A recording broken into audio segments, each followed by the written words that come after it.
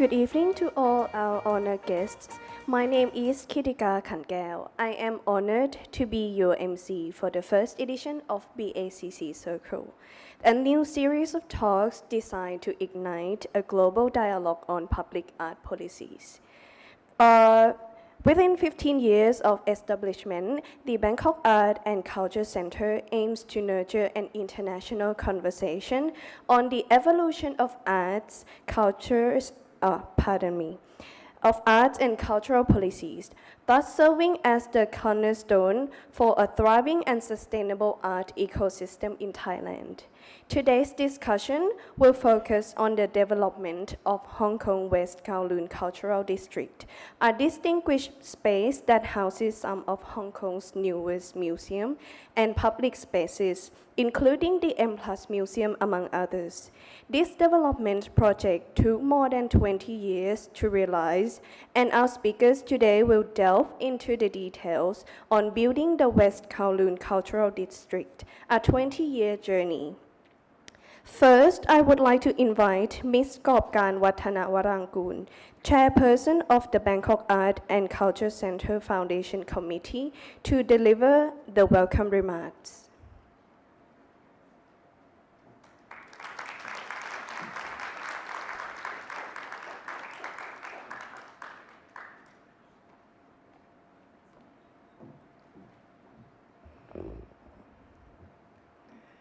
I have dream, and I do think we all have dream.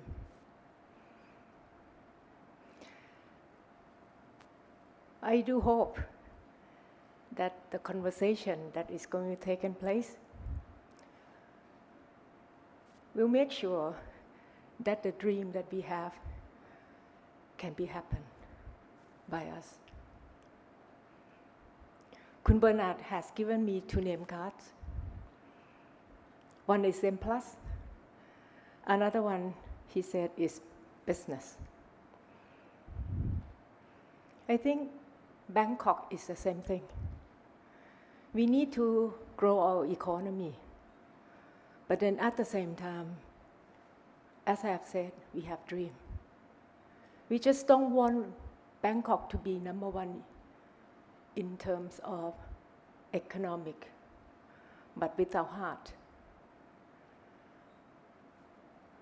I think all of us in Bangkok, in Thailand, or even in Hong Kong, we want a good city that can provide us with good life. And what is considered as good life? So it's not only money. Happiness, I do believe, true happiness will not come from figures, but it has come and it shall come from the spirit, from the head, heart, and hand working together. And that's why art is so important. Everyone who is here, I believe we are that kind of people with 2 name cards. We have to survive. We want a dream city, and we know that the dream city must have heart, art, and culture. So there is no one else that can deliver such a conversation, because you have done that successfully in Hong Kong. Kun Bernard Chan, and definitely together with Ajahn Apinan, who is to the Thai people, he is the wisdom of the art, culture, the spirit of the artists and the people who appreciate art. And we are so honored that Kun Sarnun, the Deputy Governor, sitting next to Kun Bernard, and it's his responsibility. I think he is here. Actually, his children is sick, but he made time to be here because that is also his dream. He wants Bangkok to be the city of our dream. So therefore, the stage will be yours. We want to learn how to make Bangkok the city of dream, that everyone can have art and culture that can elevate our human spirit. At the end of the day, art is universal. I do believe this conversation will be heart to heart, art to art, no boundary, and we shall learn together. Thank you so much, Kun Bernard. This will be a great celebration for BACC 15th anniversary. We want to grow more into the future, and we shall be friends working hand in hand, and many more projects to collaborate in the future. Thank you so much.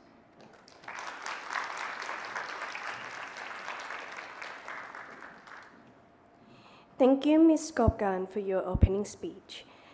Next, I would like to extend an invitation to Mr. Sanon Wangsangboon, Deputy Governor of the Bangkok Metropolitan Administration, to give a welcome speech.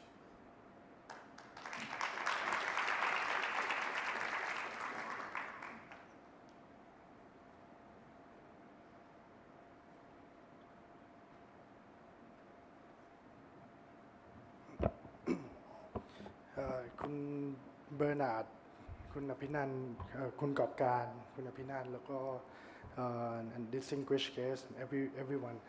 So first of all, I very excited to listen to the dialogue and the conversation about cultural district.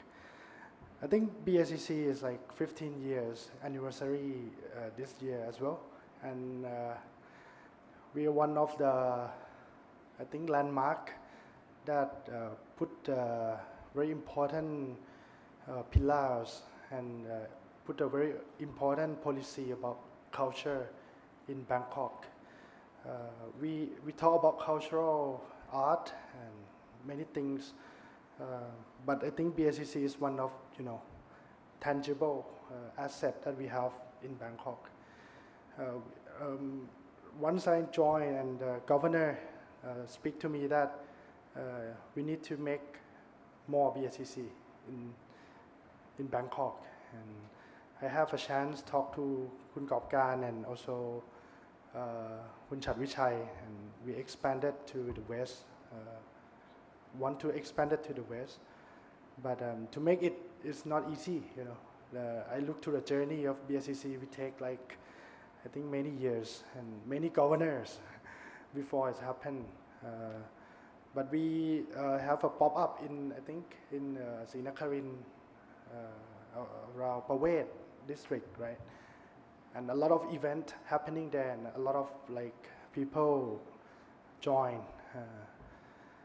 So it's already shared that actually there is a need in the city to have more about cultural center and more on art event here. Not only the tangible building like this, but the intangible cultural asset is very important too. So I think we need to promote a lot in terms of like where the art is, where the artists, and also in the education part as well to make it more sustained. Recently in this last week and this week, we also have a very small event, but for me it's very important event. It's a community art project they call Bangkok Bancham, which is the art in the very small community. They pack 6 community together and they want to promote their cultural asset. And I think the role of the Bangkok is not only promote the tangible building, tangible asset, but to also promote intangible asset. And I think we can learn from the West Kowloon dialogue today, and to improve our city to be more on art and cultural side. So thank you very much. Thank you BACC to organizing this event, and look forward to listen to the conversation above. Thank you.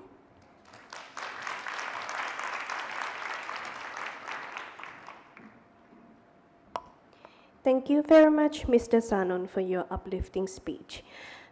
And now I would like to pass the stage to our honorable speakers for today. First, please welcome Mr. Bernard Charnwut Chan, Vice Chairman and Board of the West Kowloon Cultural District Authority to the stage.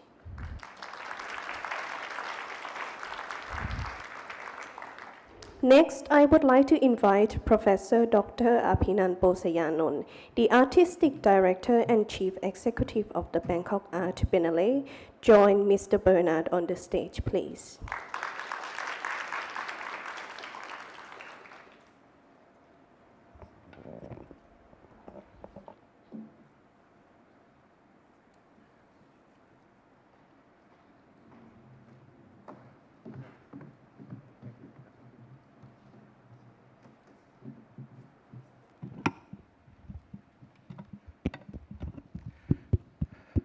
Good afternoon, everyone. Extremely excited to be sitting here with, may I call you Kun Bernard? Yes, please. I think we are so lucky and fortunate that Kun Bernard is here with us to share really a very long and exciting, fascinating history of the West Kowloon Cultural District.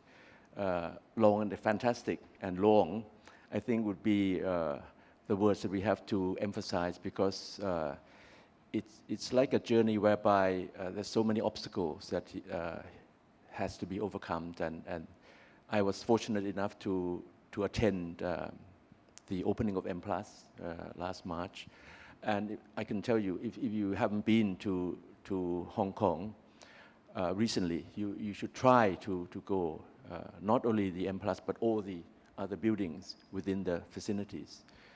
So I think the learning process of what Kun Bernard will be telling us will be a parallel to what we can learn with our endeavors, not only with BACC, which is its 15th anniversary, but the ongoing National Art Gallery on Ratchada Road, which has been going on for quite a long time as well. So we can learn the experience of Kowloon and see how we can develop our own National Art Gallery. So without further ado, I would please invite Kun Bernard. Thank you so much, Ajahn. Ladies and gentlemen, first of all, many thanks for inviting me to BACC to share how Hong Kong have embarked on this long journey. It said 20 years, actually 25 to be more exact.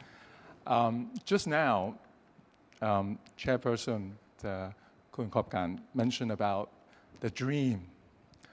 You know what? Actually, we only start our own dream too. It's been a long journey, as you rightly put it. So I'm going to share in the next good 20, 30 minutes about how did we get to where we are today.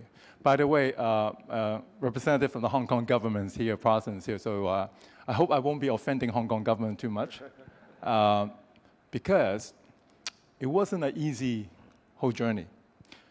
Now, and thank goodness we started 25 years ago. Of course, we never have envisaged how important it is to Hong Kong today. So many of you know, Hong Kong have gone through 3 to 4 very tough years. From 2019 social unrest to the COVID, basically travel restrictions, we completely lost our international profile. Remain so, I have to be honest. And thank goodness, thanks to the West Kowloon Cultural District and other art offerings in Hong Kong, it started to attract people to come back. I mentioned to the chairperson earlier, it's no longer the shopping that attract people to come back to Hong Kong. You can shop anywhere. You can come to Bangkok and probably have more options than in Hong Kong.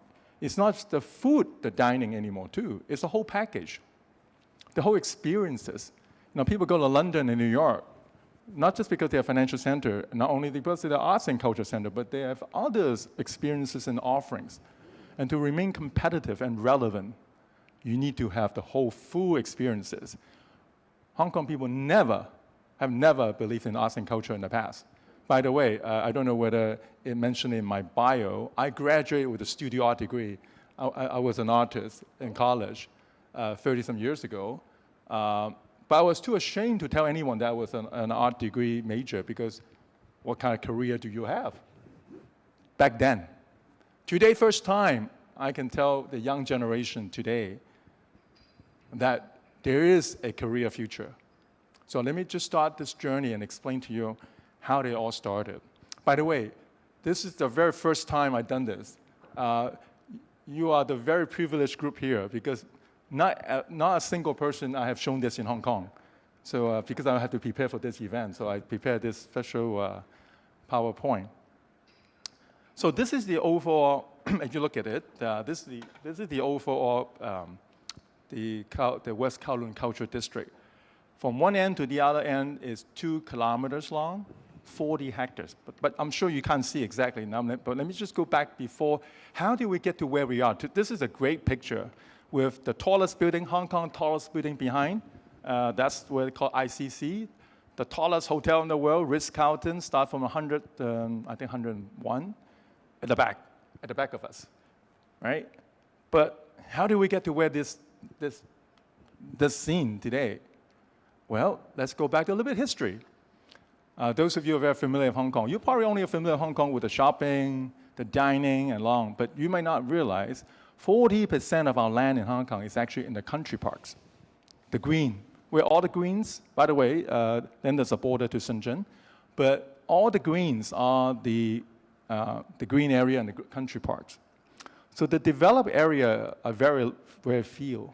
So most of our land, the land that you're probably very familiar with when you come to Hong Kong, they are actually on reclaimed land, right? So everything you see between the harbor are all reclaimed. My office is in Central, and that was considered harbor front. But today, it's already like there's the IFC, there are many things in front of me, but it's always been most of the land that the new land we acquire is through reclamation, okay? Now, why is this important? Well, it all started with this map, this picture here. So those of you who are old enough will remember where the old airport used to be, right? The old airport used to be in the city. So to the right of your map here, that's where the old airport is. So it's been moved to the left side, to the new airport where you all travel to Hong Kong these days. It's a long journey, and it's on a different island, right? So it all started because of this. When? Well, it goes back to, so our old airport started in 1925. By the late 80s, still under the colonial times, under the British colonial government, they had made plans to move the old airport. Now, those of you who remember the old airport, pretty scary actually. It flies right into in Kowloon. So it was a decision made way back when I was still a student at the time, and in the 80s, to move the old airport to the Lantau Island. Now, and then the new airport was opened in 1998.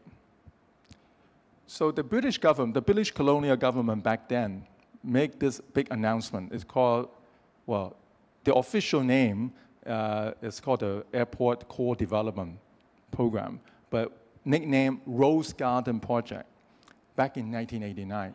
Now, why was it important? Now, there's a bit of politics behind. Now, this is all before my time. Some of you may remember. There's a Tiananmen Square incident in 1989. It happened in June 1989. And when that happened, you can imagine there was a huge confidence crisis went on in Hong Kong, especially when the whole world is shut down on Beijing. You know, stock market crashes, things like that. So this was shortly later that was announced, right? Is try to boost, I was told, is to boost the economy and boost the confidence. Massive infrastructure development. What is an airport core program that covered the tendering? Well, because to move the old airport to the new airport, well, the new airport is where on the left side, right? But it's a completely different island, completely not connected to the mainland. So in order for us to build the airport, well, first you have to reclaim the land to build a new airport. Then you have to build the link road, the infrastructure, the highways, the train, and the bridges. And then to the far, if you look at the far end of that, they also have to build a new tunnel to connect from Kowloon to Hong Kong.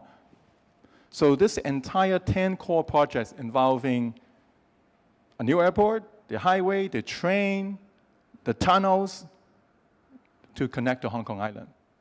So that was announced in the early 90s.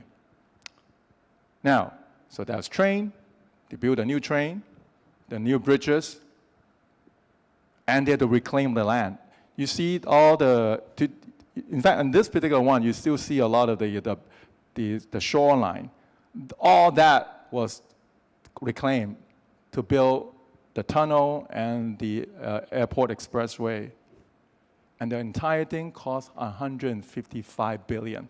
In other words, something like $20 billion US dollars in the 1990 dollar terms. So when the British, or the colonial government announced that, it upset the Chinese government. First of all, the first question they asked is, how are we going to pay for it? And who's going to pay for it? In fact, at that time, there was a lot of accusation that, oh, this is the way that the colonial British government suck up our reserve and bring back to the UK. So that was a big controversy then. I was a student, I still remember that was a controversy because it was announced without any consultation with the Chinese government. The incoming government take over Hong Kong, right? So that was a big hoo-ha back then. Now, why this is important? Well, then Hong Kong do what Hong Kong do best at. You know how Hong Kong make its money?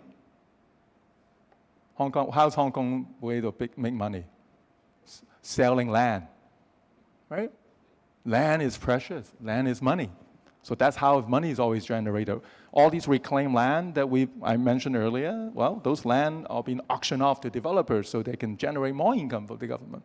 So you see this massive land reclamation right there. Everything you see right in front of you are land reclamation.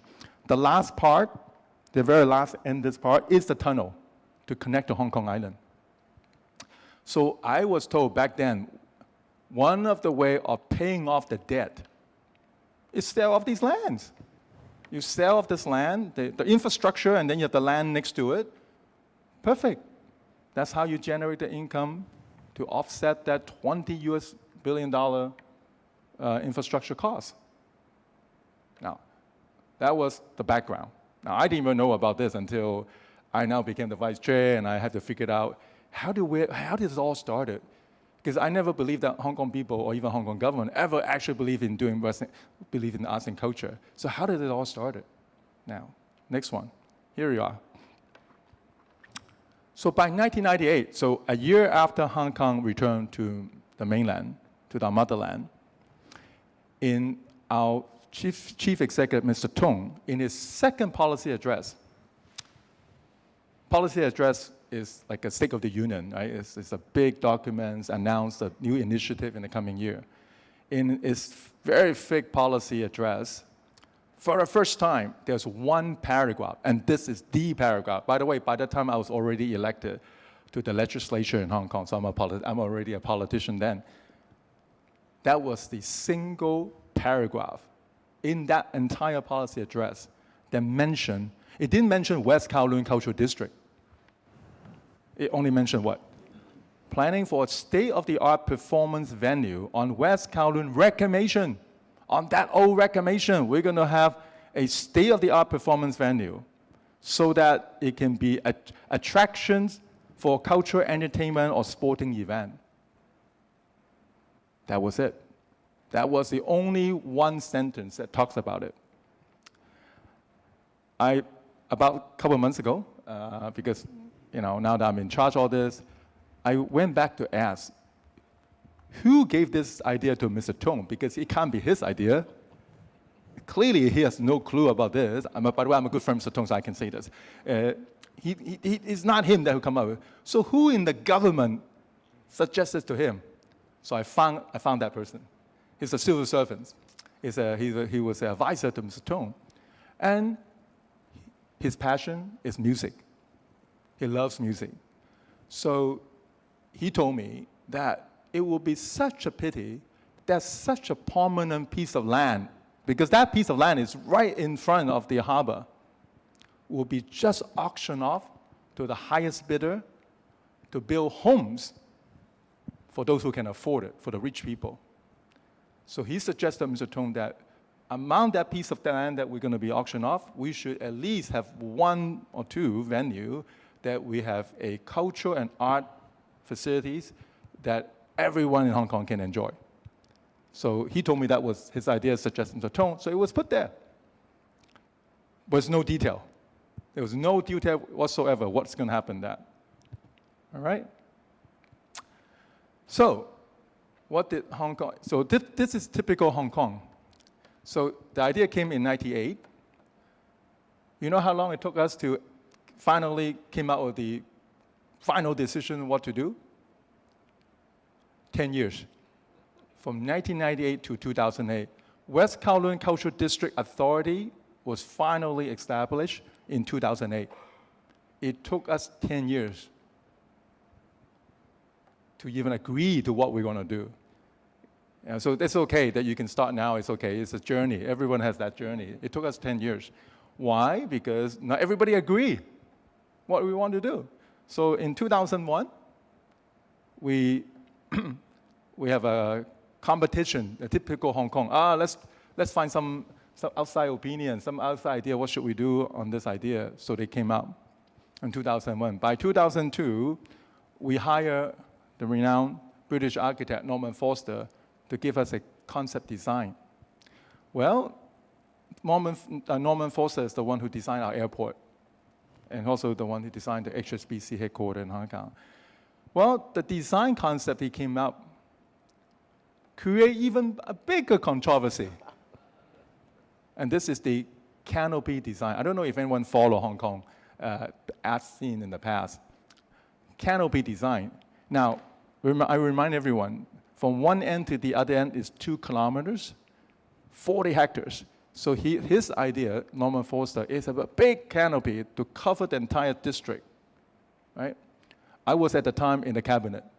So I remember I asked a question, not asked him, but I asked the government civil servants. I say, wait, I asked a very simple question. It's a great design. I mean, so the canopy will cover all the arts and culture things. I say, wow, this canopy is 40 stories high. 40 stories high, covered 2 kilometers. So I asked a very simple question. I said, how do we clean it? And who's going to clean it?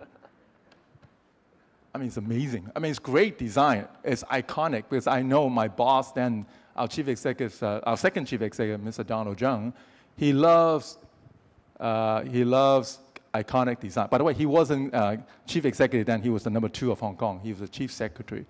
He loves iconic, and this is definitely iconic. This will put Hong Kong on the map.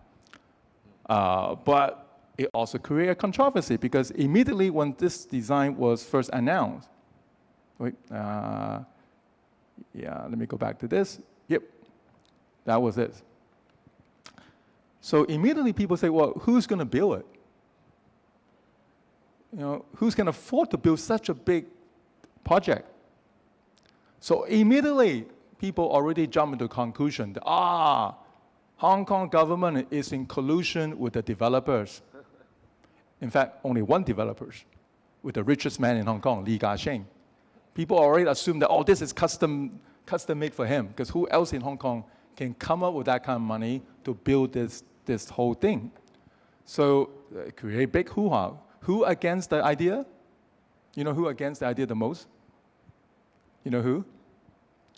The other big developers in Hong Kong, right? They say, this is Hong Kong government gift to the biggest developer.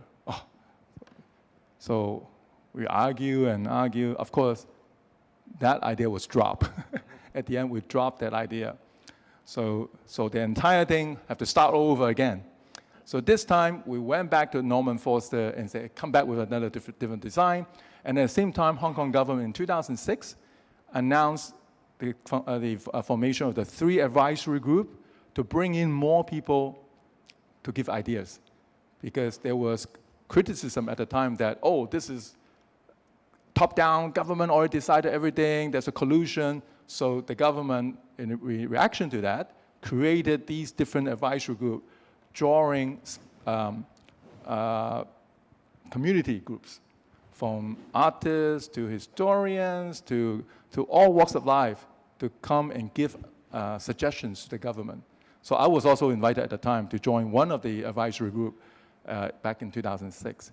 So it was only until 2008, I mentioned earlier, that the government, Hong Kong government, created the West Kowloon Cultural District, and they gave us an endowment of 21.6 billion Hong Kong dollar to kickstart this project. Now, we use you use all that money already. We spend way more than that money now. I'll tell you exactly how much we have spent so far. So by 2009, we went back out there, and then with many rounds of consultation, we had finally adopted the city park concept. I remember this is important because I want to tell you why. Let me quickly go to this. This is the concept photo. It's not real, right? This is the concept photo at that time called the city park concept. Longmore Foster came back with a few designs, and it was discussed at the cabinet. I was at the cabinet level, and I was pushing this particular concept the most. And this is very different from the early one, right? The canopy concept. This is exactly the opposite. This is like an open design. You know why the park, this is called the city park concept, means so much to me? So I still remember I have a big argument with my boss then, the chief executive. I told him that I want more green. I want a concept with more green. Now, please remember what I showed you. One of my very first PowerPoint, what did I say? I said 40% of our Hong Kong land mass is in green, 40%, right? So when I told my chief executive that I want more green, he looked at me and said, what do you mean we want more green? We already have 40% green. Why do we need more green? And we argued for another 10 minutes. Then I realized I was wrong. I used the wrong terminology. I did not want green. I want a lawn. I want a lawn. I want something like the London Hyde Park or New York Central Park. We have country parks, great, but they are mountains. Not very accessible, not everyone can come to. But I want a lawn, a park in the middle of the downtown of Hong Kong where people can access to together with the arts and culture. So anyway, I managed to convince everybody, and so that was the design that we ended up choosing. Now, I have to apologize to my taxpayers today in Hong Kong that when I pushed for this design, nobody told me how much it's going to cost. Today, I'm kind of regretting it because it costs a lot of money. Now, so that was a design. This is Norman Foster design. We have the great park, the living, the green, that was the design. Okay. So this is after we do the reclamation and so on. We haven't built anything yet at the time. Now, in the middle of it, you see that's a tunnel. Do you see the tunnel coming through? The blue thing, you wonder what the blue thing is. That's actually ventilation. That's the ventilation for the tunnel. The tunnel, there's 2 sets of tunnels. There's car tunnel as well as the subway tunnels. So these are the ventilation facilities. Totally out of place, but too bad we can't do anything about it. Now, this is the most important PowerPoint I want to show you. This is the single most important one. Now, this is the development plan of the entire West Kowloon Cultural District. Now, I don't know where you can see it. You can see it. Those in pink are the ones that are completed already. So the far right, you have C3 Center. C3 Center is Chinese Opera Theater. To the far left, you have the Palace Museum. So from one end, Palace Museum to C3, that's more than 2 kilometers. M Plus is right in the middle. That's M Plus in the middle. There's another smaller black box theater called Free Space for young people. Well, it doesn't have to be young, but it's typically is for the younger audience. So that's built. The one in yellow is the lyric theater, dance. That will complete by 2026. And then we ran out of money. Those in blue, we have no money to finish. Well, I haven't started yet. We have the music center, we have the great theater, the Broadway theater, the medium theater. Those, my guess, would take another 15, 20 years to finish. We need to come up with more money. Now, let me ask you something now. And then we have the park. By the way, you know, if you can see it from the far right corner here, can you see it? Can you see the line that say public open space? Can you see that? What did it say? What's the number there? 23 hectares, right? Do you see that? So 23 hectares is shown as public open space. Now, how big is this entire land site? 40 hectares. So simple math, what is 23 out of 40? How much of the 40? Half, right? More than half of the entire site is zoned for public open space. So what does that mean? What does that mean? Half the site is public open space. What does that mean? Now remember what I told you back in 1990 when we spent 20 billion back then to build the infrastructure. How are we supposed to pay it off? We're supposed to sell off all this land to pay off the infrastructure costs. But under this concept map, of the 40 hectares, 23 hectares, we cannot make money because it's public space. Not only that we did not make money on it, we're not making money on it because we're not even selling anything. We're not building anything on top. It's just open space. This is unheard of from Hong Kong. Every inch in Hong Kong, especially by the harbor, means money. But instead of making money, we decided to keep it for the people. Now, actually today, this is one of the favorite places people hang out. It's free. Actually, it's not free. We all taxpayer pay for it. They just didn't realize it. Now, so out of the 23 hectares, we do not make money. The remaining 17 hectares, we are building GFA on the top, 850,000 square meter. 850,000 square meter on the remaining 17 hectares. Now, let me just tell you, all along, no one in Hong Kong, including myself, ever believed that the Hong Kong government is going to commit to do arts and culture. Including me, I did not believe it. We all think that this is just going to be a property development with a few arts and culture things in disguise so that we can sell more money. But the end is about property. So everyone thought that this is a property play. But again, because of that criticism, the Hong Kong government made that commitment. So if you look at the line number 2, under ACF, Arts and Culture Facility, we commit 337,340 square meter, which is meaning what? 40%. The 40% of the GFA that we can build, 40% is earmarked for arts and culture. And hence, the pink color, the blue color, the yellow color that you see below, those are all that 40%. And today, after we operate this park for 2 years, I came to realize that you don't make money on arts and culture. Not only you don't make money, you lose money. So last year, we lost close to $100 million as recurrent losses. In other words, the faster we finish everything, the more money we lose.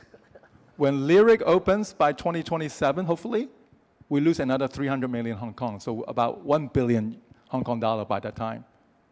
We do not make money. I'll go through that later with you. After 1 year operation, our recovery rate is at best, entire park is 38%, and plus at 46%, meaning you recover 46% of your expenditure. And that's including ticket sales, rental hire, sponsorship, donation, net everything. The best is 46. The entire part our recovery rate is 38%. Apparently, MoMA is also about 30 something. Tate Modern in UK are the best, 50%. You do not make money. So the question is, how are we going to fund all this? Well, if you look at the remaining percentage, RDE is the dining and entertainment. That's a small portion, 14%. The next one, 42%. It is still come back to office, residential, and hotels. So it is. This is uniquely the Hong Kong model. At the end, it is still the residential offices to subsidize it. How else going to subsidize it? Unfortunately today, because there's a mismatch of timing, all the residential offices are not generating income yet. So everything in white color. Everything in white color are our residential and office and hotel development. And those are not built yet. Some are under construction. So today we have a cash flow issue.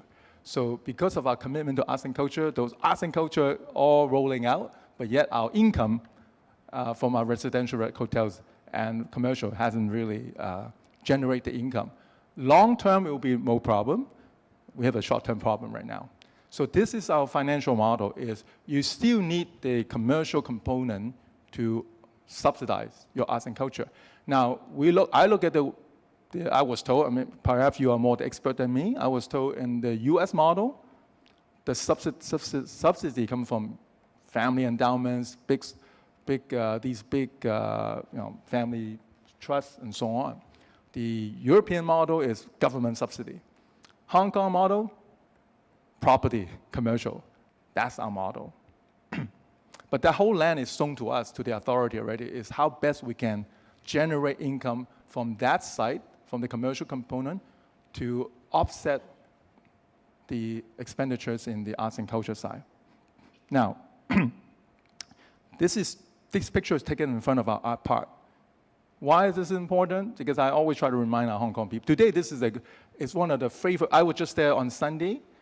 I mean, I must have seen, I don't know, 40, 50 wedding couples. This is like a best place for wedding photo today. It's free. This is like amazing, right, photo. And we're not making money on it. That's a huge commitment. Now, by the way, I forgot to mention how much it costs so far. I mentioned to the chairperson earlier how much it have cost so far. It wasn't just the 21.6 billion the government endowed us. The entire project so far, Hong Kong government has spent over $5 billion US. Now, why? Well, half of that is on those color structure, the blue, the pink and the yellow. The blue hasn't even started yet. But this is the concept, the park concept, right? So as I said, nobody told me how much it actually costs. So the park concept is not just the far left. It's the entire district is a park. No car allowed. All pedestrian on top. But how do you think people walk from one end to the other end? Now, this time of the year, no problem. It's quite cool. Summertime, I'm not going to walk 2 kilometers. How do you think one end to the other end is connected? Anyone know? It's connected through 2-level or integrated basement, connecting the whole district.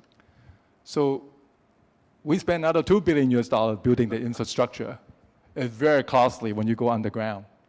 But that's where all the mass transport is, the buses, the interlink, everything's below. By the way, there's a high-speed rail also there. It's not in the map. I'll show you in a second. So this entire is a park because it's connected. But above ground is, well, I guess Norman Foster's design was like, oh, this is like Champs-Élysées, everybody walk. Well, except that this is very hot in the summer. No one's going to walk. Now, let me go back to this. So fantastic harbor view that the public can enjoy. Now, if you look at this one, so this is other different perspective here. So you can see the one end to the other end. The far right end is the Chinese Opera. Far left end is the Palace Museum. But what I want to draw to your, by the way, all the high rises a private sector, not belong to us. We're only the front part. But I want to draw your attention to this little funny structure here. Do you see on the far end? There's a little funny structure there. That's the high-speed rail terminal. So that high-speed rail terminal will connect to will connect to my district as well. Today it's not, but eventually it will. But the high-speed rail is already finished. From that station, one stop to Shenzhen. And you know how long it'll take? Well, I was on the inaugural train. It was even faster. On that inaugural train, it took, I sat down, I was talking to someone on my right. Before I finished the sentence, I'm already in Shenzhen. 11 minutes. But now, today, normally, it's 14 minutes, 1-4. From there, 14 minutes, you're in Shenzhen. It actually took longer to get to the station and get out of the station than the actual train ride. The train ride is very fast. So in other words, this entire thing is not just for our 7 million people. If it's just for our 7 million people, the number doesn't add up. But now, we are 1 hour from 60 to 70 million in the Greater Bay Area. Well, supposedly, they can access through the train station, the high-speed rail to here. Okay, so let me now go through a little bit of this. I'm going to go very quickly now. So this C3, designed by a Canadian architect, 2019 opened. They were first to open. They typically a Chinese opera, but you can also provide other performing arts too. But they are supposedly predominantly for Chinese opera. Free space, it's like a black box theater for multi-performance events and largely for the younger generation, the performance and things like that. That's built already, 2019. Now here you are. The Hong Kong Palace Museum is on the left, M+ on the right. I was the founding chairman of the palace. So after the palace was open, the government switched me to M+, so I'm the chairman for M+ now. I will explain a bit between the two. So M+, obviously, this is M+. We have the exact same size of Tate Modern, and this is designed by architecture is Herzog de Meuron. When you see the tall building, that's the office, but it's also a giant video screen that we project our artwork onto the wall, the video wall. Below is the galleries. We have a total of 36 galleries. On the left, this funny block on the left is our storage room, because we have 58,000 collections, so they are stored in that block of its conservation and storage. Behind that is the administration tower.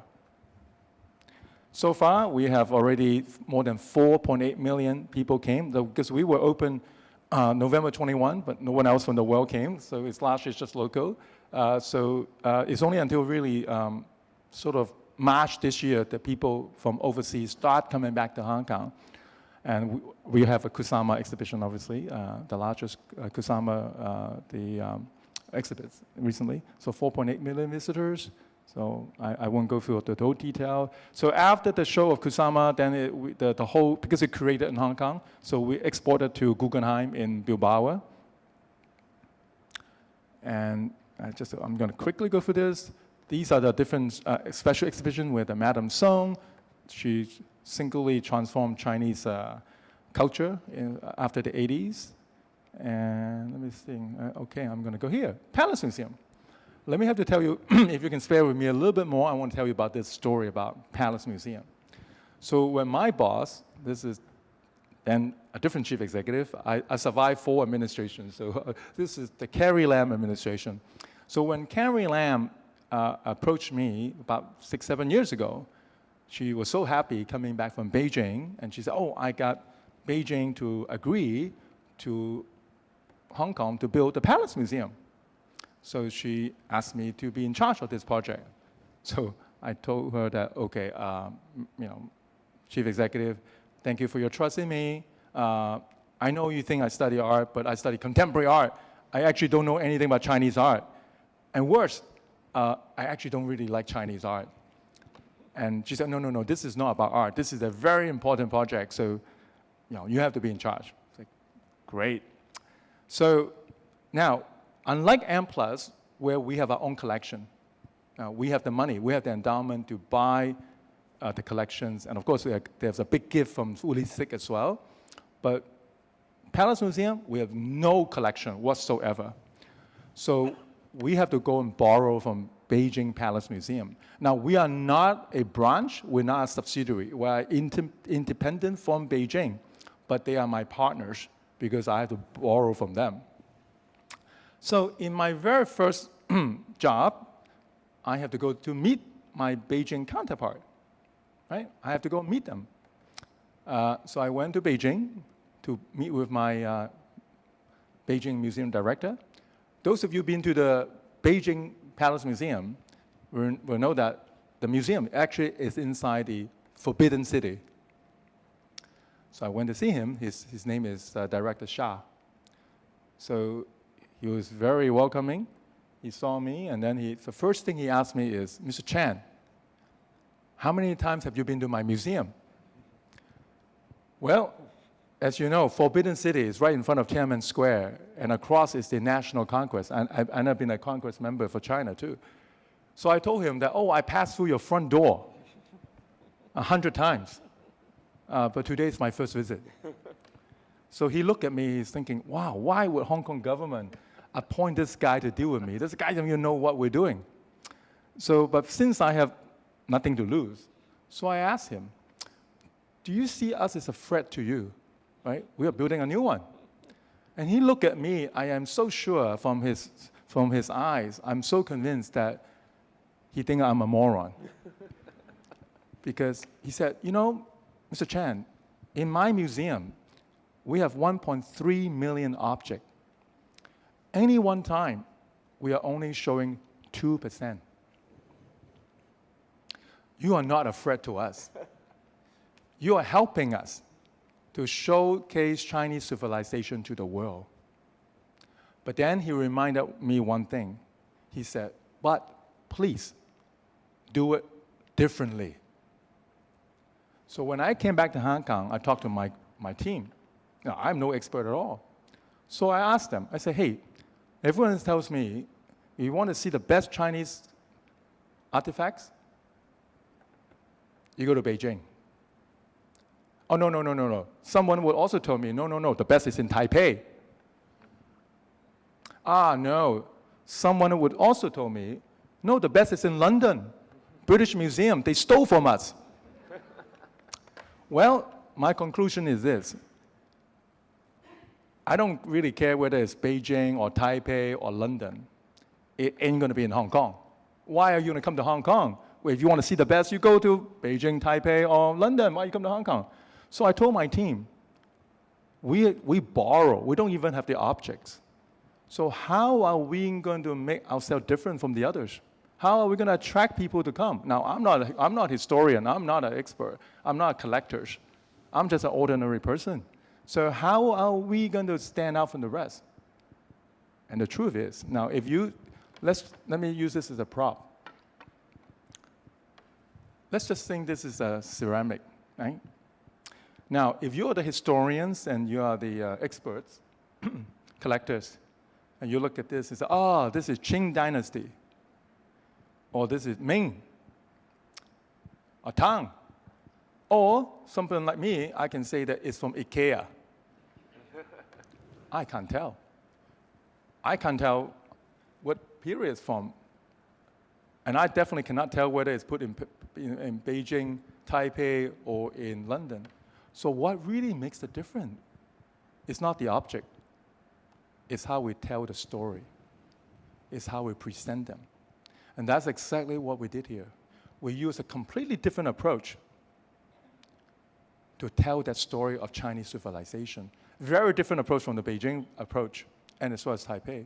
And we use a lot of technology. So when you look at our design, this is a Hong Kong architect, Rocco Yim design. Now, we're not trying to copy Forbidden City. We don't have a Forbidden City. We're right in front of the harbor. But we use some of the colors. We use the gold and the little red to symbolize the Forbidden City. But the entire everything is very brand new. It's a blend of the new and the old.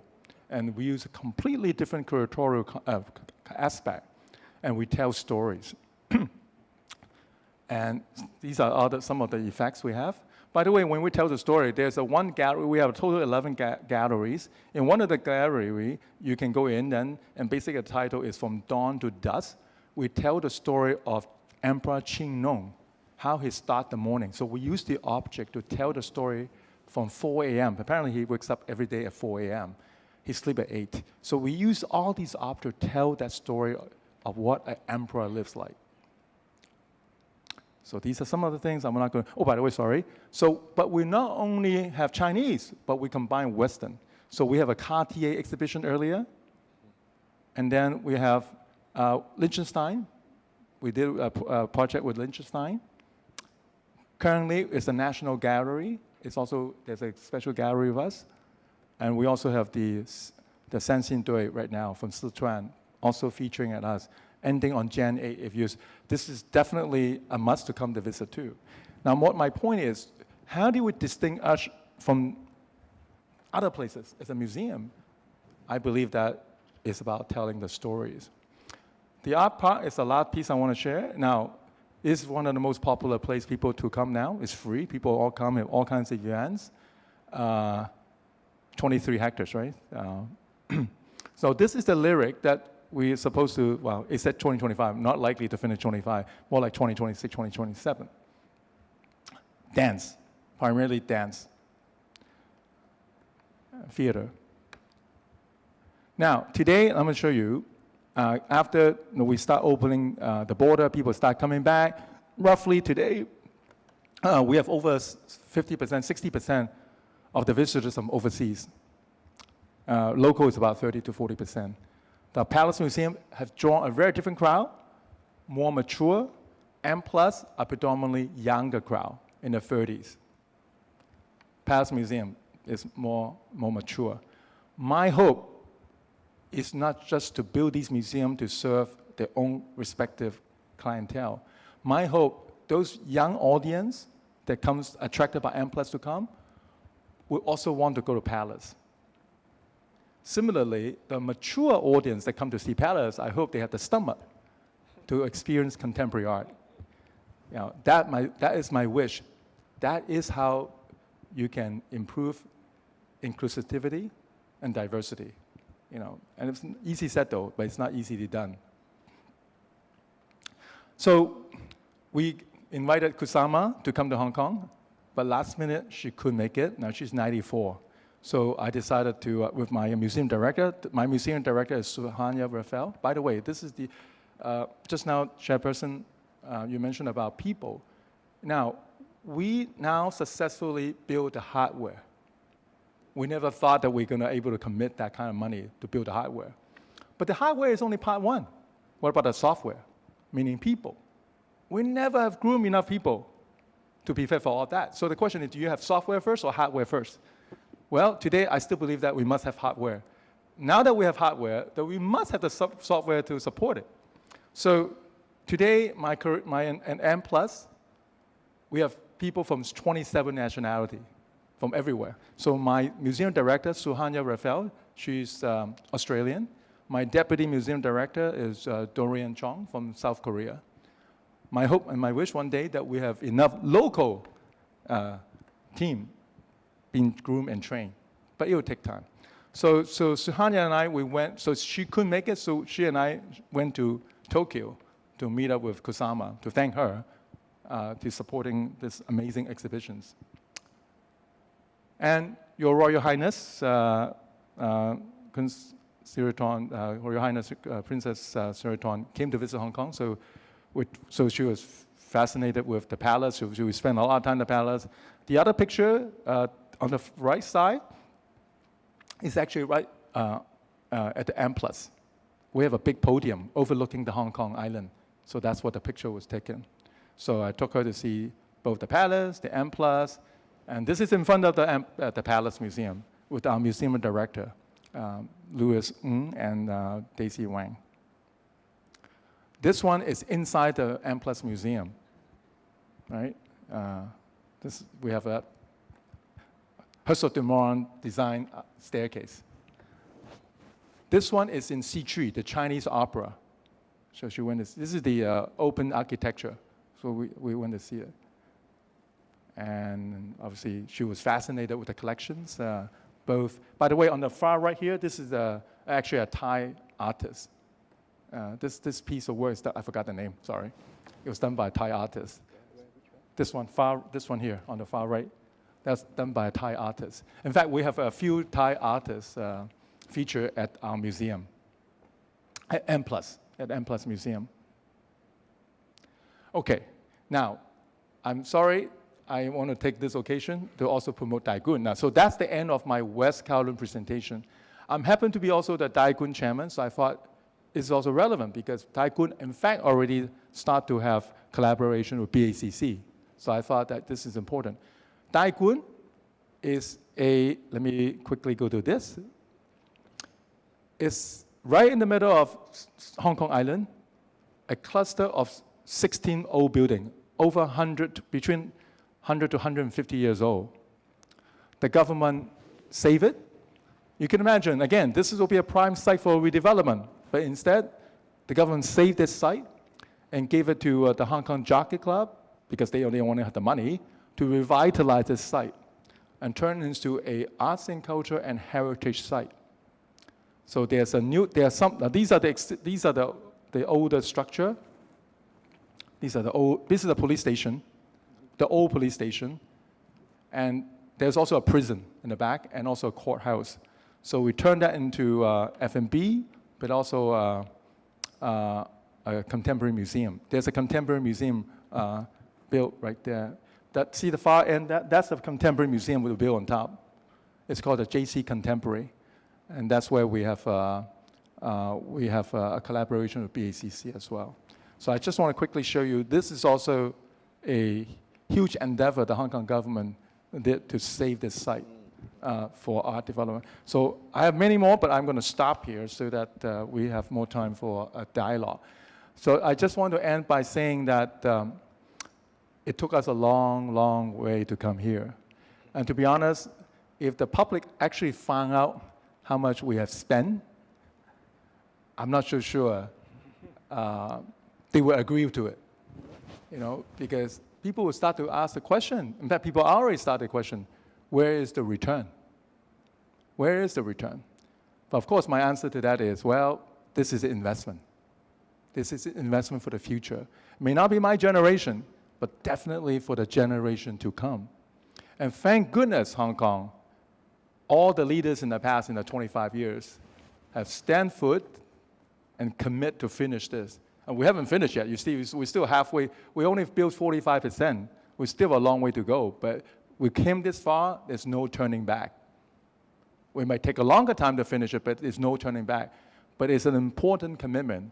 And by the way, this is the public sector. It actually helped the private sector as well. We have now private museum, auction houses, art basel, everything is happening surrounding because of this ecosystem. For the first time, if you asked me 10 years ago, I would never believe that we have an ecosystem. Today, that ecosystem is actually happening. And it's not just benefiting Hong Kong. I believe that it benefits the whole region. And that's why I'm excited, and I want to come to Bangkok to share with you all, together with BACC and other culture facilities in Thailand, because I think together we have a critical mass because of the rising middle class in China and ASEAN. The consumption power is big enough to support that entire art and culture ecosystem. Thank you very much.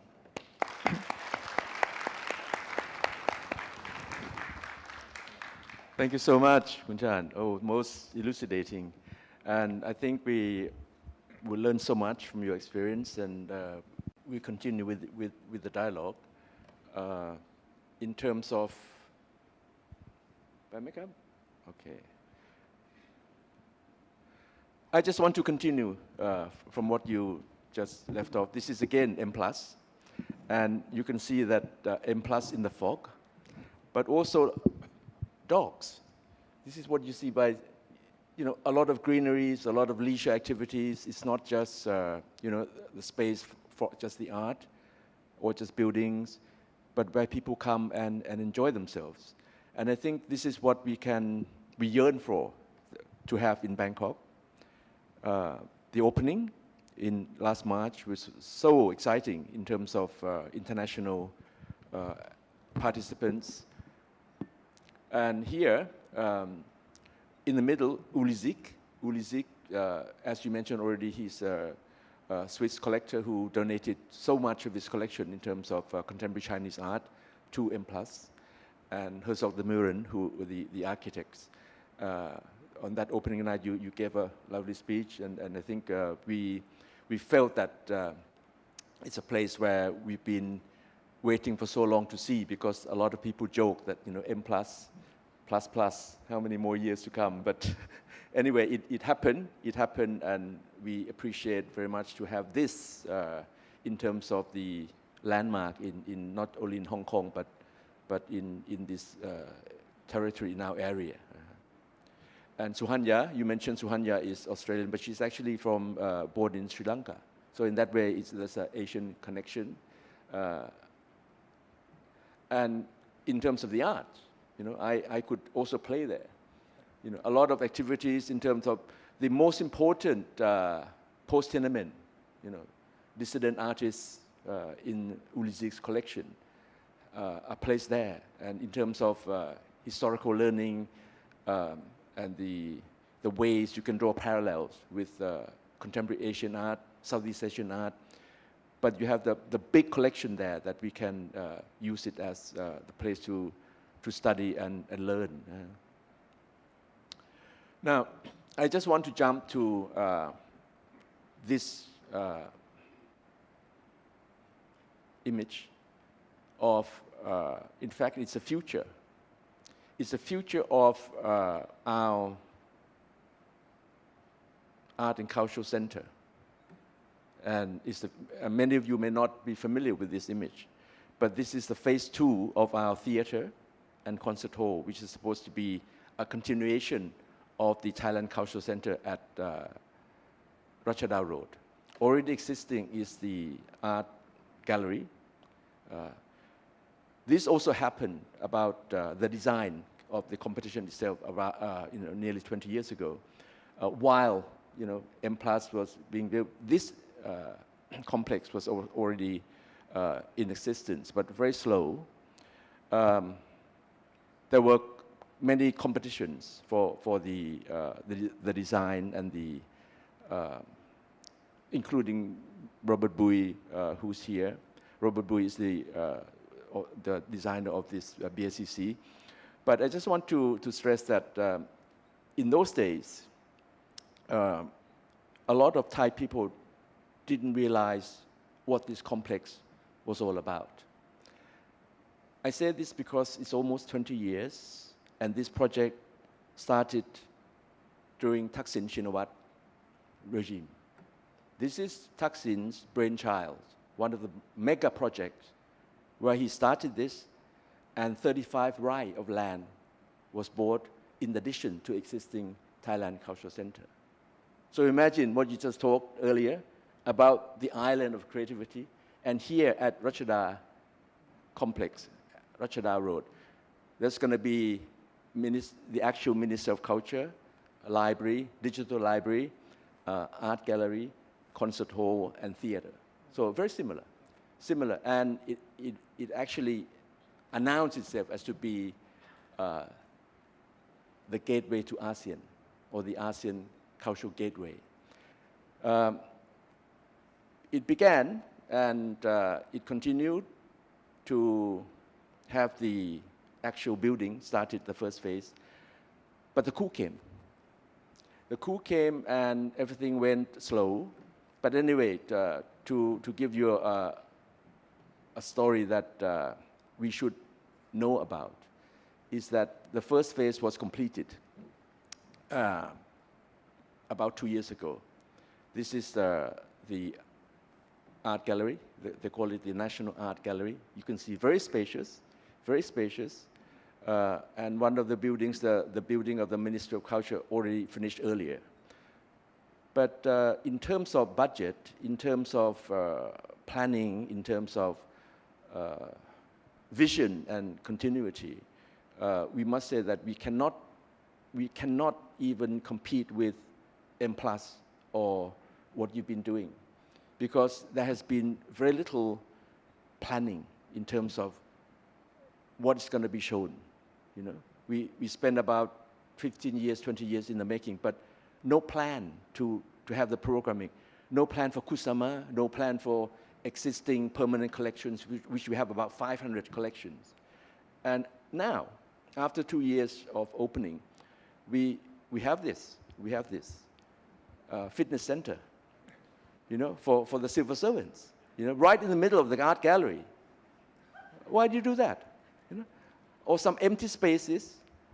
And we have some, you know, some of you have seen some of the collections of the Office of Contemporary Art and Culture. Some very good artworks, including Monten Bunma, Mit Jai In, Arin Rung Jang. Some of these artworks have been on display, but in a smaller gallery, in a smaller area.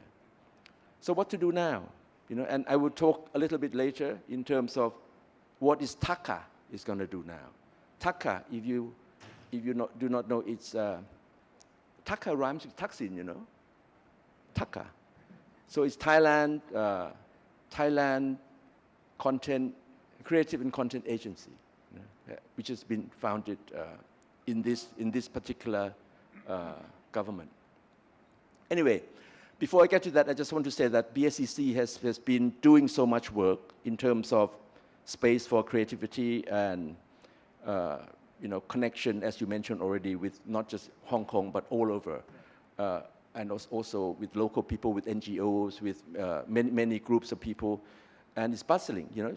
Just this evening, there's been a group of people talking about single-sex marriage. You know, so this kind of openness, the way to open and to talk about LGBTQ, which the spectrosynthesis exhibition was also shown here and back in Tai Kwun.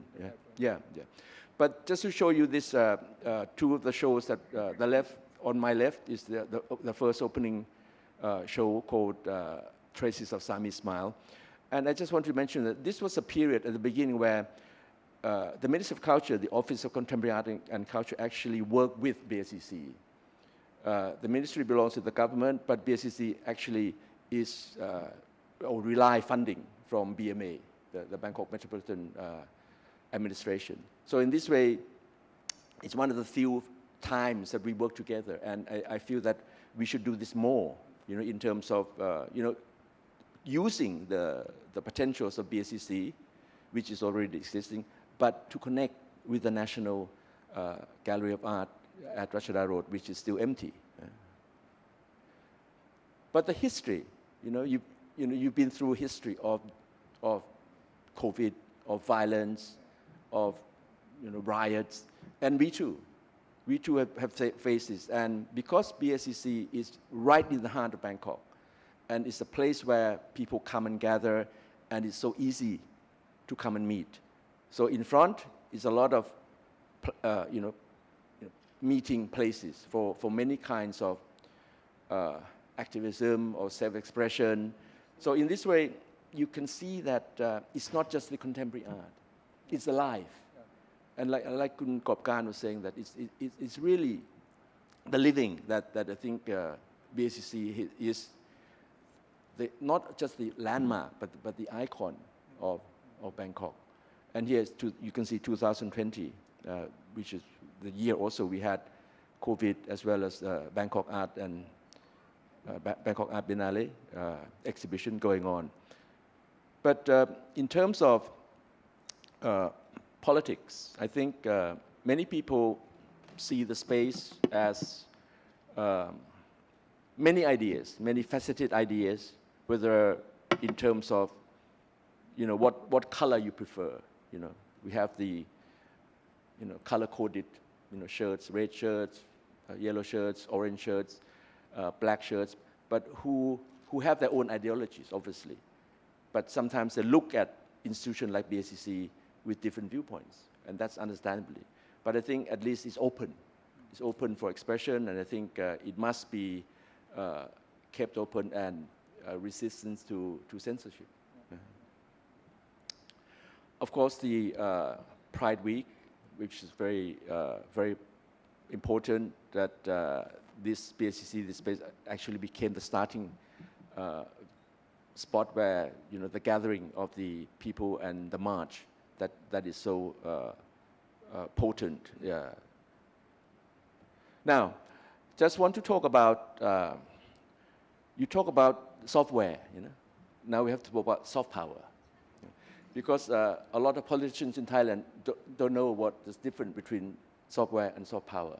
So now soft power is the idea of this government that to begin with, it was part of the election campaign, where soft power is presented in such a way, which is very good, by the way, that the government, this Setha government, is actually giving interests and ideas in terms of, how to create in terms of creative economy, fashion, art, music, design, travel, food, festival, sports, game, movie. All these activities can be seen as the kind of creating soft power for people to enjoy, and it's opposite to the hard power, to the command. So the art of persuasion, the subtlety, the suppleness can be seen in such a way. But because they take the idea of the K-wave, the Korean, hence Koka and Taka, we get the idea of the Koka, the Korean creative agency, and we just use it as Taka. In that way, it's a quick win for election campaign. It's a quick win to present to the people that, the government will put in 5.1 billion in these sectors. But where is this money coming from? And people are beginning to ask that a little bit like digital money, digital wallet, where is this money coming from? Because it's been the promise of the government during the election that when they come in, they will pump in the money in order to create stimulation in terms of economics. Now, you have your players, your politician yourself. You have your players. You have your admirers and the opposite. Now, here we also have our players. At the present, these are the players that we have to be familiar with. And these are the think tank of this particular government. And they have been very important people. You sent to Hong Kong? Yeah. Anyway, the think tank of this government is very clever, very shrewd, but outdated. Because what they present is almost like what they presented 20 years ago. It's a very sour wine in the same bottle. They have this idea of OTOP. So now they're using the idea of, they call it one family, one soft power, OVOF, just this rhyming, so that in order to create the idea of populism. Populist campaign is very nice and sexy, but when in practice, when it doesn't work, and when there's a lot of money to pump into, it will become something of a challenging, and people are waiting to see if this particular idea of soft power campaign will actually work. For example, in the idea of the arts, they said, within 100 days, there'll be activities related to Thai art move, to gathering all the information, all the networking, and then within certain months and certain years, the new National Gallery, which I mentioned, will be in function. So that within 1 year. So we have to wait if this is going to happen. But where's the budget? And then they will say that within 3 or 4 years, it'll be the ASEAN art capital. Really? Would this actually happen? We can't even have our own exhibition in the National Gallery that we have. And we are claiming to be, the capital of ASEAN. So that's very wishful thinking, and I think we have to give a close look, close watch to what is going on. Okay, I just want to say that the other positive things that has happened, for example, the Thailand Biennale in Chiang Rai, which opened a few weeks ago, was a great success and much more receptive and welcome than the previous two biennales, and it's giving the provinces also. Because in Hong Kong you have an island, you can't go out anywhere. But here, Thailand has a lot of places, and we go to Chiang Rai, the northern part, and creating art there, creating economy, creating income for the local people, and that's a very good, I think, incentive. But just to say that it did not happen in this government. This is the previous project of the last government. And also we have the Bangkok Art Biennale, which is going to be in its 4th edition in 2024. We had our first one in 2018. I think I went to Hong Kong where I met you. And then 2020 we faced the COVID, but we still continued. And the last one we just finished, but getting ready for next year. And I hope very much you can come and join us. So to have something like this, like the Bangkok Art Biennale, it gives us kind of the incentive for people to be able to plan. They can come to this event every 2 years, and it's fulfilling the ecosystem, whereby the galleries, the activities that move or happen around the 4-month activities can be something of a long-term stimulation. Now, just to say, go back to the Art Basel, I think Art Basel is one of the most important, in Hong Kong, one of the most important gatherings. And the Thai participants last year was positive. And we have like superstars, you mentioned Kusama, we have all the leading artists participating, as well as Korean, Japanese and Korean.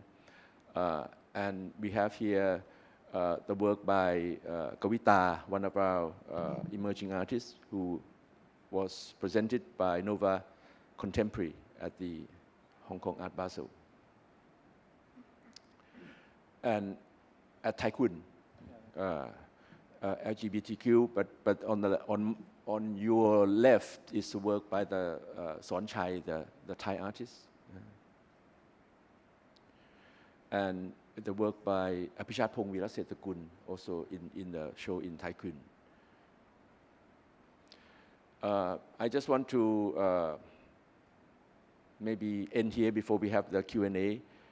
I took this photo about an hour and a bit ago downstairs, and there's a big gathering to talk about same-sex marriage, and it was well received, and this person was there.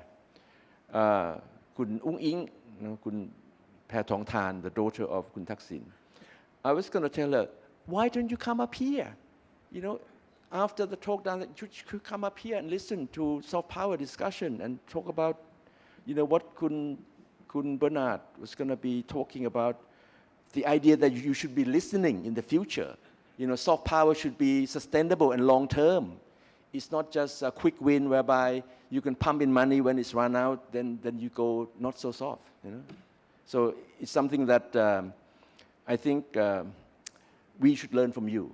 We should learn from you very much, and I think we have a long way to go, but still many positives, and I think we must look optimistically for the working partnership in the near future. I'll end here, and for Q&A, I think we're running a bit late, but if you have the lights on, and we can have some Q&A, please.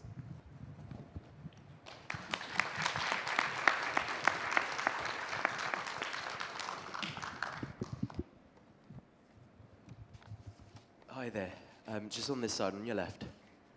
Hi, my name is Tak. I'm a two-part burning question. The first part is, what is it like being an artist going into a cultural arts and culture revolution and transforming a city's landscape forever as the spirit of an artist?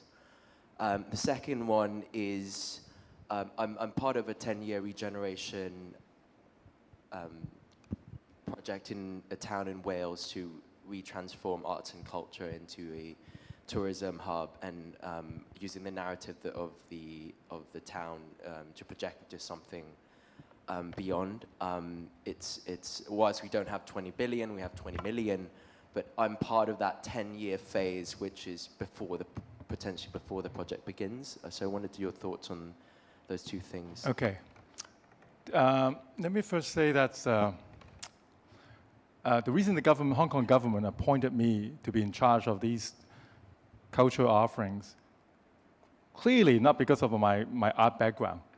It so happened I have an art background, but it has nothing to do with my art background. It's all about politics. Because managing different stakeholders, and you can imagine there are a lot of stakeholders, and so that's my job. Because there are so many different groups. First, you have the local stakeholders, but then, of course, you can imagine some of these things can be easily politicized these days too, especially contemporary art. And that's exactly why I'm there, to make sure that we don't let people derail our intention. Now, I just now when you, just now we were talking about, I don't want to give the impression to you all that this is all welcomed by Hong Kong people. No. Yeah, not everybody agree yet. Although so far, because we start to have some products, offerings, people start to appreciate it. But you know, I missed out one very important part. Thank you for reminding me. I missed one very important part that I did not mention here.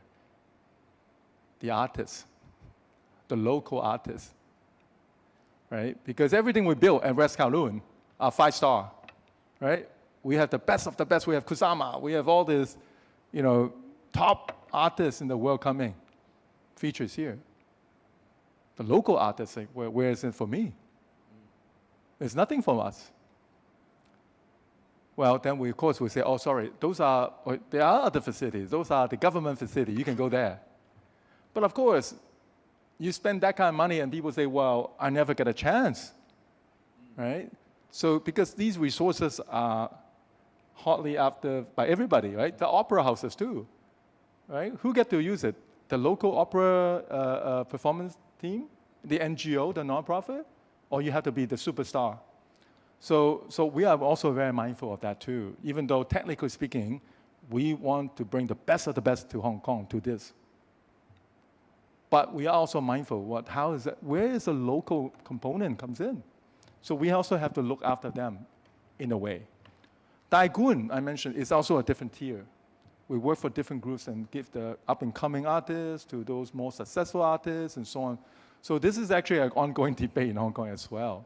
While we are so happy that we have all these facilities, but how do you make sure that we don't leave people behind?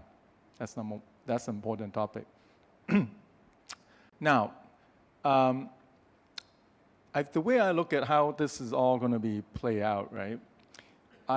In fact, it wasn't even that long ago, I have a conversation with our current chief executive of Hong Kong.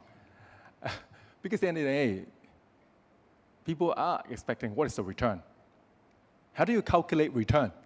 You cannot say you have no return. You have to have some return. Now, currently, my return is losses. I lost 710 million last year, Hong Kong dollars, so almost 100 million US. So anyway, this is how I spin it. I told my boss, I told the chief executive, Mr. Chief Executive, currently our biggest crisis in Hong Kong that we are facing is people retention. We're losing people. We are losing people to other cities, right? So I said, arts and culture is not, we build all this thing, it's not just for arts and culture lovers or arts and culture enthusiasts. This is part of our way of retaining talents, retaining and attracting new talents. Because I always compare us with London and New York. People go to London, New York, but not because it's a job only. Today, thanks to technology and everything, you don't have to work in one place. You can commute Monday to Friday. But more importantly is where you put your family, right? If you are these really top talents of the world, if they want to move to a new city, they have to first think about whether the city is safe. Well, first there's a job, but the job doesn't have to be in that city. It can be around. So long that you have a good connectivity, aviation, that people connect you within a 2-3 hours radius. But then, of course, this next thing is about the family. Where did you put the family? Is it safe to put the family there? Education. Do you have a good education for my family, for my kids? And then arts and culture. It's the whole ecosystem. So this is how I convince my chief executive that, hey, don't count this into the GDP on just the arts and culture GDP. You count as an entire city, Bangkok included, right? It's the whole picture. So I think this is the way I look at it, because today talent, your local talent, your foreign talents, these are the things they look at. Whether your city are culture enough, whether you have all this different, and the inclusivity, can you embrace different culture, right? I think that's also important. So I think those are indirectly answer your question. I don't have a direct answer, but I think that's how I say it. But it's a journey. Don't see yourself behind us. We are just starting this journey ourselves too. What are we really ahead of you is we have commit the money to build all these hardware. The tougher journey to come is the software, the people. How do you groom the local talents, give the local talents... oh, by the way, this is an important message I thought I need to share with you. As I said, I graduated 30 years ago. I was too shy to tell anybody I graduated with studio art. I recently met, last year in May, I met a doctor. I don't know this guy. I met him, and because he know I'm the chairman of M+. So he told me, he said, by the way, my son graduated from America, just came back to Hong Kong, and now working at M+. I said, oh, really? Well, what does he do? Installation. What is installation? Installation. So I thought, wow.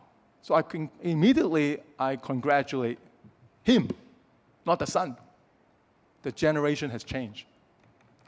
In my generation, are you joking? If I tell my father I'm going to be doing art, he said, what use is that? Where's the money? Today, this doctor, he said he's proud to tell me that his son is doing installation at M+, after a college degree in America. The generation has changed, right? And the aspiration of the young generation has changed too. They don't want a 9-to-5 job. Well, some still need a 9-to-5 job, but not everybody wants a 9-to-5. They want different exposure, different experiences. And so I think arts and culture is definitely, and music, sorry, I keep forgetting music. Arts and culture and music gave the new generation a whole different spectrum of opportunities. And I think Bangkok clearly is ahead of us, Hong Kong too. In fact, to be honest, I think, Parson, you're here, a lot of us from Hong Kong, sometimes we look at Bangkok, look at Thailand, we think that you have more soft talent. I won't say soft power. You have more soft talent because you nurture those talents. We sometimes too, Hong Kong people tend to be too practical. We look at money. We look at too much at money first.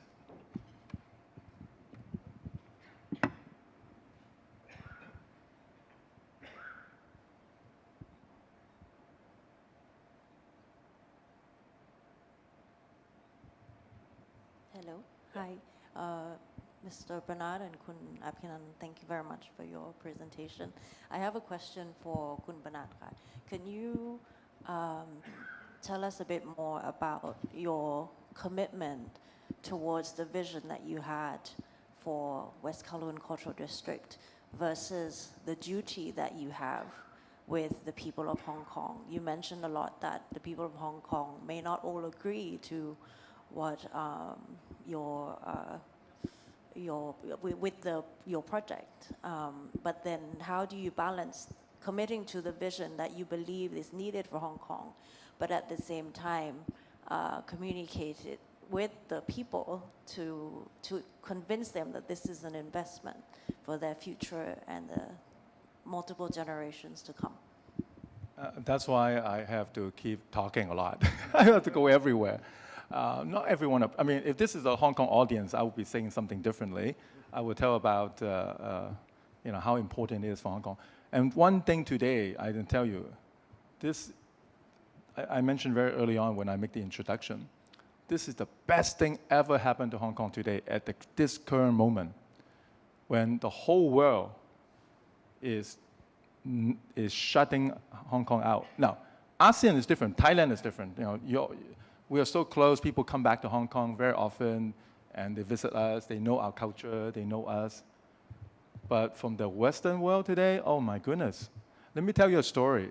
So I have a friend of a friend. I don't actually know this person, but he came to visit us. He's a somebody, very somebody. He's a big name.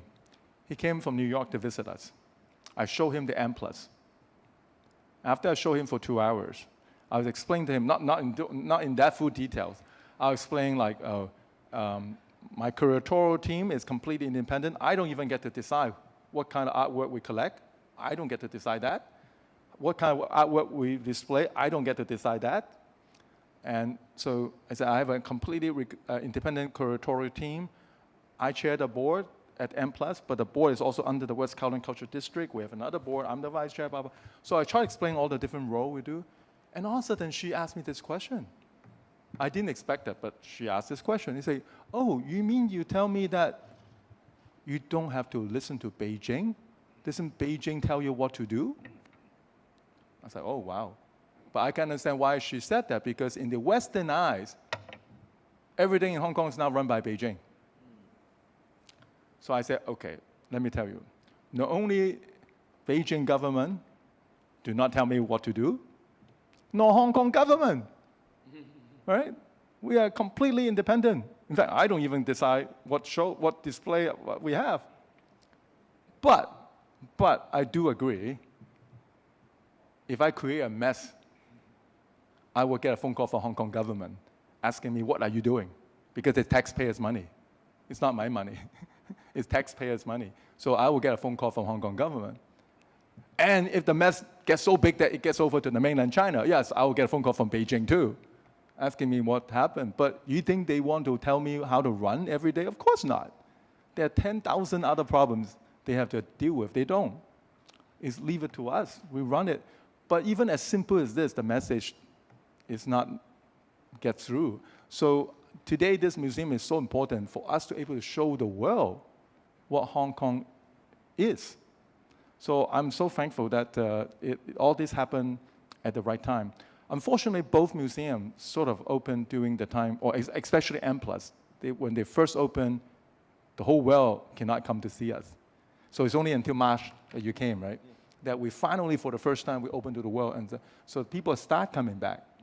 And I think that's, but back to your question about, so to me, the arts and culture and the music is such an important part of Hong Kong as an international city. I just hope that my job, well, I know for sure that is the case, but I need to make sure that my entire 7 million people in Hong Kong also understand that. Right? This is not about the arts and culture. It's about the entire competitiveness of the city going forward. Especially, people start questioning about what's Hong Kong's future within China. But that's exactly the point. What the offerings we have in Hong Kong is uniquely Hong Kong. You cannot find that in mainland China. In fact, I got very clear message from Beijing that they want us to play that East meet West role. Hong Kong should play that East meet West. Actually, Beijing want us to do that. But I'm not so sure whether everyone in Hong Kong understand that. But that's my job, and the job of the all those of us in the art scene. But it's so important. This is our role in the future for the whole of China. Is how do we be that? In a way, you can say we are the experiment, right? As I mentioned about the Palace Museum. Why would Beijing Palace Museum want us to do another Beijing Palace Museum? No, they want us to do different things. So that's why I'm excited about the future, is that there's so much we can do and how we can connect to the region as well, the East meet West in the region. Are we holding everybody up from dinner? Okay, are there any more questions?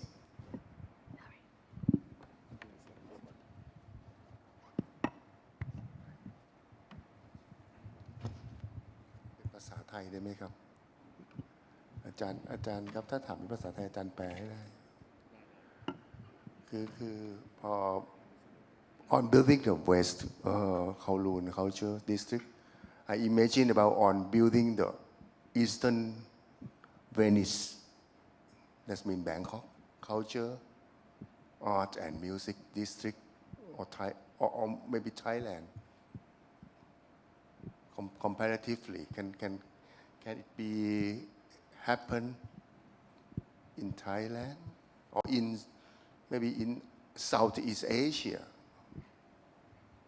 In your from your point of view, and one more thing is you mentioned about Hyde Park and Central Park in New York, right?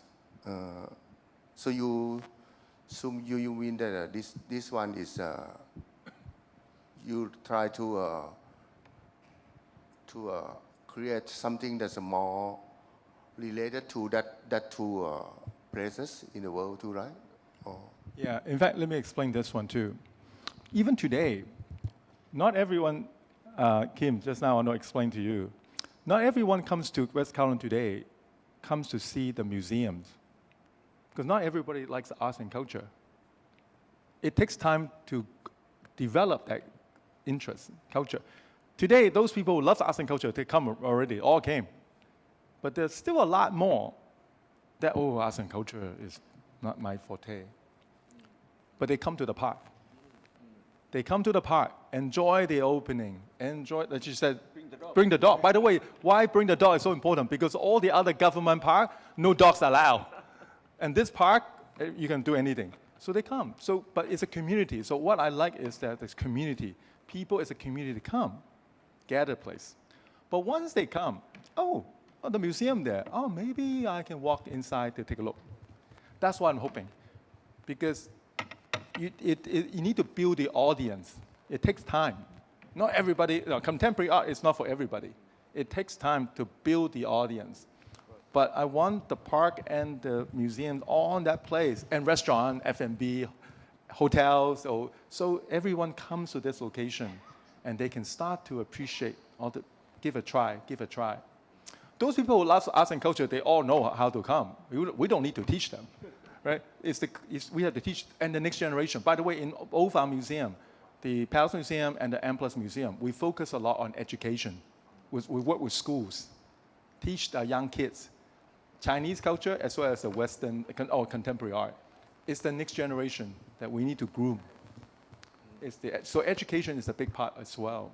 So you talk about Thailand. I really, well, not because my connection to Thailand too, but I really believe Thailand has so much to offer, right? So much to offer, and that's why I want to reach out as well, is how we can collaborate together. Nobody can do it all. It's important how we can work together regionally. We do not want to claim everything. That obviously it helped because now we have the institution, but we can attract this big show to come, or then we can also export the show. Like for example, you did it too.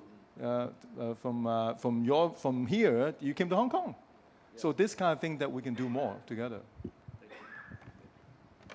Hi, Bernard. As an architect, I'm not asking about art, okay? As a committee, yes. When you do master plan, Norman Foster did a master plan. Master plan has been changed. Right now, to select the architect in each building, is there any, let's so-called criteria of doing the architecture on that part? Because right now, from my eyes, looks scattering. And from the master plan that you have, you're going to have a lot more buildings, right? You can have a process of selected architect. And those buildings, this is important question. How do you deal with the hotel behind? Is that Ritz-Carlton or? That's commercial. That's not. No, but you block the view. If in Thailand we have EIA committee, and then we have a neighbor that complained, you cannot build that project for sure. We do too. Yeah. And how you block the view of that hotel, and nobody complain, and you can deal with that.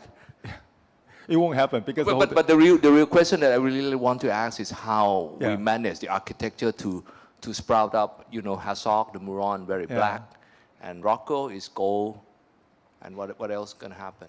It's a very tricky question. I want to show you that this will not get back to Hong Kong. I'll get into trouble. No, I was not involved in choosing Foster. I was not involved in choosing Hazok the Muron, nor the one Bing. I think that's the one for our Sichu. But I was involved with Rocco Yim for Palace Museum. Now, I need to be careful how I say it. Rocco is the local artist, local architect. And personally, I find it much easier to work with him, right? Because he's more adaptable. Now, of course, then, Herzog de Meuron is Herzog de Meuron. So I think, one of the big draw for this museum, for M+, is actually Herzog de Meuron. A lot of people come to see the architecture. So I do not want to say that, this is, that's not good. It's good. In fact, half of the main draw of this M+ is Herzog de Meuron. But I have to say, as a user, I don't know. I would have thought that it could have been different. But when we hire Rocco, we tell him exactly what we want, and so it was, and it turns out that we actually finished on time and actually saved money. Part of the biggest problem that we are facing all this is the costs have gone up a lot. That is actually one of the reasons why the public are not happy with us is the cost overrun. Huge cost overrun, delay, construction delay, everything is over. The public is very upset with. So cost control is a big deal for us too. I think going forward, I'm not so sure that. I think the budget going forward will be even tighter. I think we may have some good days in the last many years, and we could have we could afford a lot more. But going forward today, currently, I think our budget will be very tight. Our next project that we want to embark is the music center, right? When lyrics finish, the next one we want to build is a music center. But right now, very tough because the economy is really not good.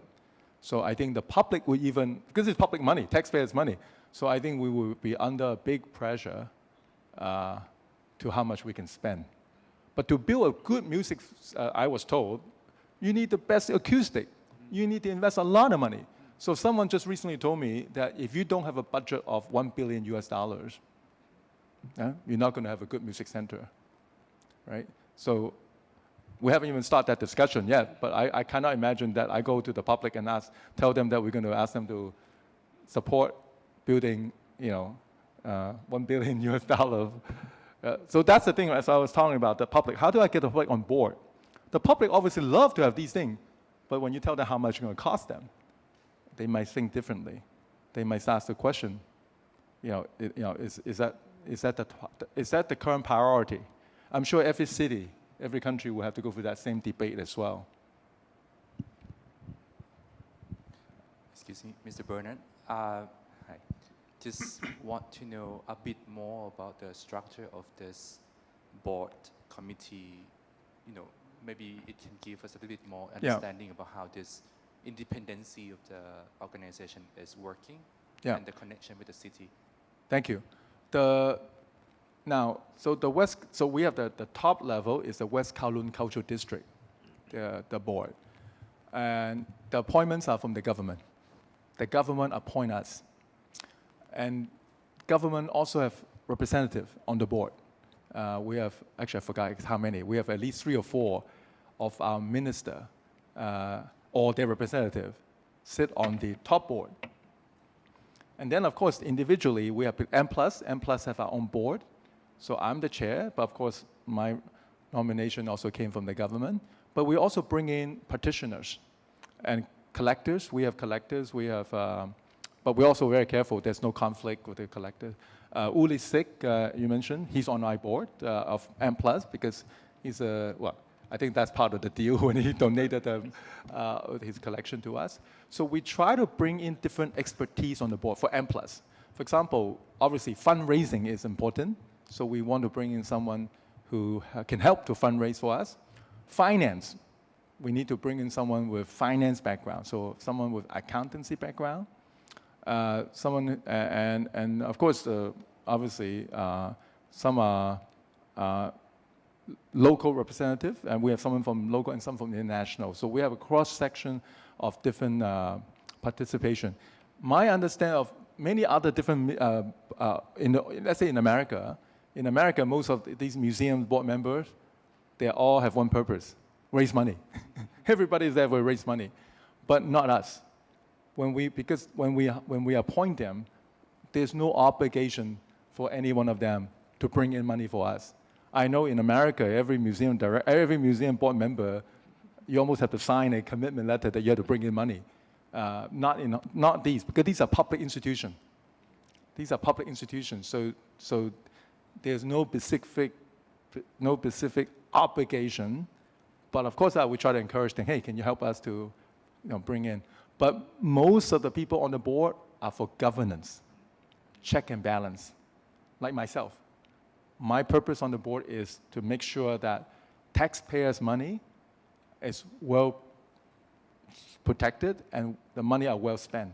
So that's my job, is to make sure that it's from the public point of view. But this is very different because it's a public institution. This is semi-public institution.